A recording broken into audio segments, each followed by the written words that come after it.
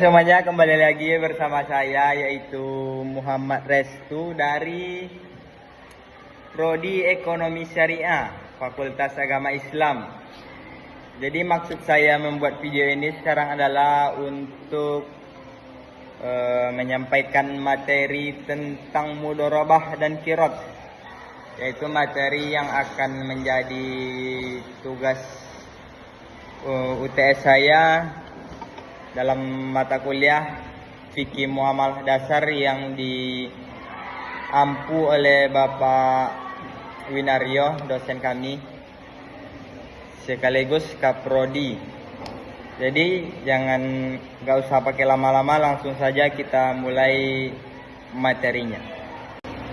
Sebelumnya saya lagi berada di kelas karena kami habis masuk tadi dan sekarang kelas lagi kosong. Jadi saya membuat video di sini di gedung C, teman-teman.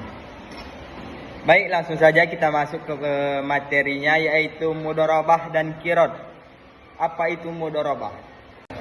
Mudharabah itu adalah kerjasama antar pemilik modal dan pengelola atau yang membuka usahanya. Maksudnya di sini mudharabah itu adalah kerjasama antara dua orang, yaitu pemilik modal dan pengelola. Misalnya saya sebagai pemilik modal yang memodali teman saya si Ahmad yang ingin membuka usaha, saya beri dia modal dan dia yang mengerjakannya. Keuntungannya itu dibagi sesuai kesepakatan di awal. Bisa 60%, 40%, bisa 50%, 50% seorang. Itu dibagi sesuai kesepakatan, teman-teman. Adapun dasar hukum mudharabah itu tercantum dalam Al-Quran surah Al-Muzammil ayat 20 yang artinya itu, dan orang-orang lain yang berjalan di muka bumi mencari sebagian karunia dari Allah. Adapun kalau kita ambil dari hadis, Rasulullah bersabda, 3 hal yang mengandung keberkahan, yaitu jual beli secara tangguh atau mudharabah, dan mencampur gandum dengan tepung untuk keperluan rumah, bukan untuk dijual. Itu adalah maksud dari mudharabahnya. Selanjutnya yaitu adalah ijma para ulama tentang mudharabah, yang mana para sahabat dan ulama sepakat bahwa akad mudharabah itu diperbolehkan karena manfaat dan keadilannya bagi kedua belah pihak.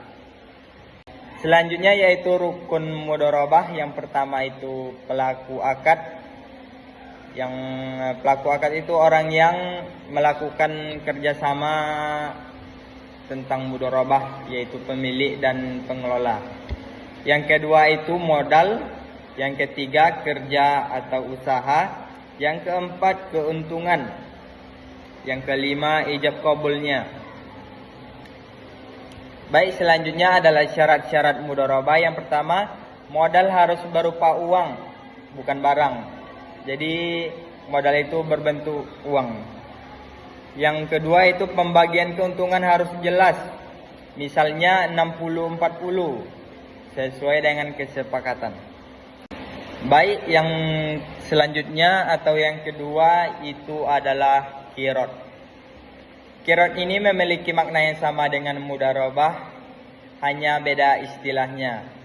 Qirot ini lebih sering digunakan oleh ulama Hijaz dari Mekah dan Madinah, sedangkan kata mudharabah sering digunakan oleh orang Irak atau ulama-ulama Irak. Jadi mudharabah ini sama dengan qirot secara substansi. Keduanya adalah akad kerjasama modal dan tenaga kerja untuk mencari keuntungan secara halal. Selanjutnya yaitu hikmah dan tujuan mudharabah qirot. Yang pertama yaitu tentu saja membuka peluang kerjasama ekonomi secara adil antara pemodal dan pengusaha.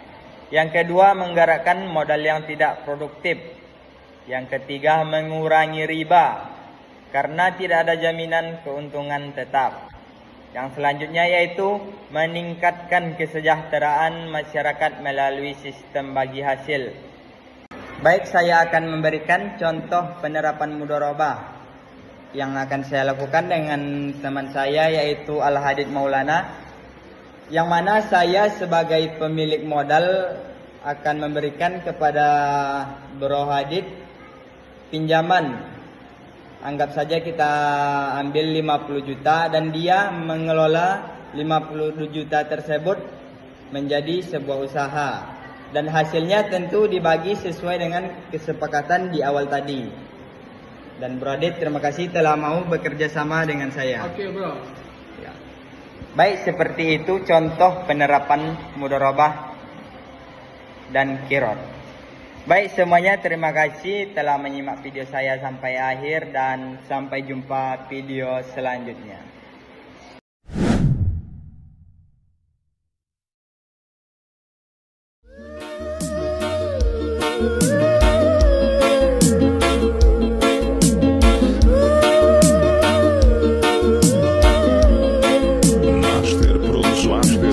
Master Produções, produzindo sucessos em alta qualidade.